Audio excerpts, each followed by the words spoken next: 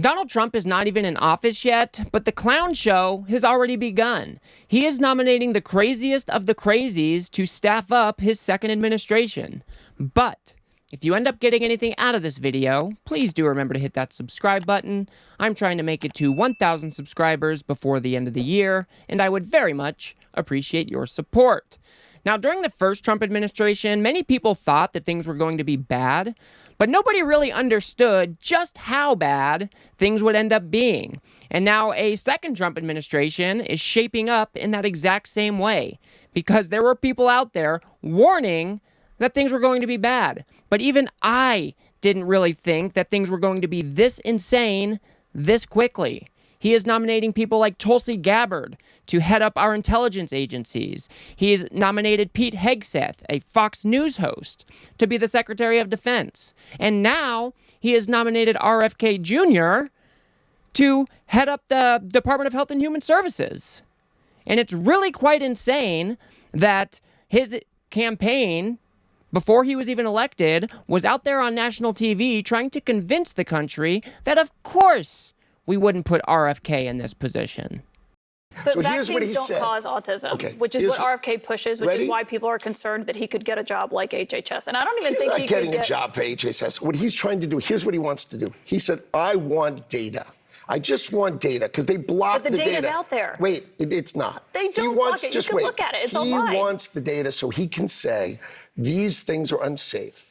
He says, if you give me the data, all I want is the data, and I'll take on the data and show that it's not safe. And then if you pull the product liability, the companies will yank these vaccines right off of the market. So that's his point. He's not trying to do anything but things that made sense. And look, this is not where I thought this was going, because... Well, I spent 2.5 hours RFK with it, Jr. is a vaccine skeptic. He pushes lies about vaccines. And I don't even think if Republicans... Why do you think he pushes lies? Why you said, you said I'm not a scientist and you aren't. So but he just wants scientists data. say he pushes lies. But scientists were paid to say he pushes lies. I mean, let's give him the data. I think it'd be pretty cool to give him the data. Let's see what he comes up with. Okay. I think it's pretty fun. He pushed conspiracies about COVID. He had to apologize for tying vaccine questions to what happened in Germany during the Holocaust. I promise you, I have not looked at all the things he said. So I don't think he's the leading voice that anyone's looking at for on he health. said Roundup. Remember Roundup? But you're saying he would not be in charge of HHS? No, of course not. Okay, so he's not going to be like an acting... He's not going to be the secretary? No. Well, he couldn't get confirmed, but would he be in? No way, guys! We would never put RFK in charge of the Health and Human Services Department. No way! But the joke's on us. Trump did nominate RFK to be in charge of the Health and Human Services Department. We are literally living in the upside down. This anti-intellectualism that runs deep through MAGA is now coming to fruition in ways that I never thought possible, but are scary nevertheless. How is it that we are going to put somebody like RFK, one of the biggest conspiracists out there, in charge of things that touch so many areas of people's lives? Whether you're talking about our food, our medicine, science and research, this is going to have devastating consequences for our country. I'm still just trying to wrap my head around how it is that a conspiracy theorist like RFK could be running such an important department when he believes stuff like this. I do believe that autism does come from vaccines. COVID-19 is targeted to attack Caucasians and black people. The people who are most immune are Ashkenazi Jews and Chinese. COVID was clearly a bioweapons problem. Wi-Fi radiation does all kinds of bad things, including causing cancer. Some of these mass shootings that we're seeing in this country may be related to these new class of drugs, of SSRIs and benzos. This stuff is insane. I mean, just look at everything on this list. Vaccine caused autism. COVID-19 was designed in a way to target certain demographics. COVID-19 was a bioweapon. And then school shootings are caused by antidepressants? I mean, these are fringe beliefs. And Donald Trump just nominated him to head up HHS. That is wild. Donald Trump is just like trying to own the libs, one nomination at a time. This could have gnarly consequences for us. And if you think this isn't going to affect you, I think you are wrong. There are so many things that the HHS does that we don't even think about. They keep our food safe. They keep our medicines safe. They run the things like the FDA and the NIH. Like, there are so many things that Robert F. Kennedy Jr. is now going to have influence over. And he has been out there for years saying that stuff like child vaccines have never been tested for safety. None of the vaccines that are currently on the mandated schedule for children, the 72 vaccines, have ever been tested in a pre-licensing safety study. This is just a lie. All vaccines go through rigorous testing before they come onto the market. And not only that, we monitor and still test after vaccines have been rolled out to make sure that they are remaining safe, to make sure that we are picking up on any abnormalities or anomalies for any given batch of vaccines. So Robert F. Kennedy is just lying to you here. And if you don't think it's going to affect you, even if he doesn't do anything crazy, like pull vaccines off the market, that would be insane. But when you have people like this in high positions of power, and they are out there espousing these fringe views that are not based in science, that are not true, there are going to be people that believe it. So it's very possible that we are going to start seeing disease outbreaks because RFK was given this much power in this office. I mean, he has even gone so far as to say that he doesn't believe that any vaccine is safe or effective. And over the summer in an interview, you said, quote, "There's no vaccine that is, safe and effective." Do you still believe that? I never said that. So stop me. We have the clip. Please play the clip. Play the whole clip. You've talked about that the media slanders you by calling you an anti-vaxxer. And you've said that you're not anti-vaccine, you're pro-safe vaccine. Difficult question. Can you name any vaccines that you think are good? I think some of the live virus vaccines are probably averting more problems than they're causing. There's no vaccine that is, safe and effective. Again, just more lies and more conspiracy. And this is the guy that Trump just put in charge of the Department of Health and Human Services.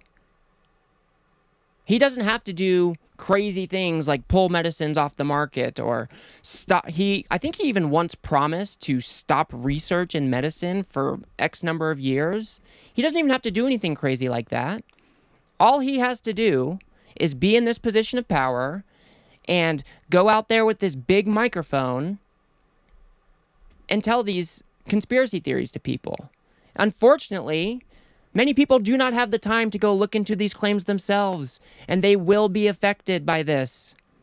And we know that RFK has no problem sharing these fringe beliefs with others because, listen to him here.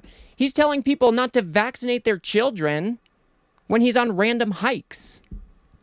For many, many years, I think parents were so gaslighted and they were scapegoated and they were vilified and marginalized so that even parents of kids who were very, very badly injured knew what happened to their kid, but they were just reluctant to talk about it.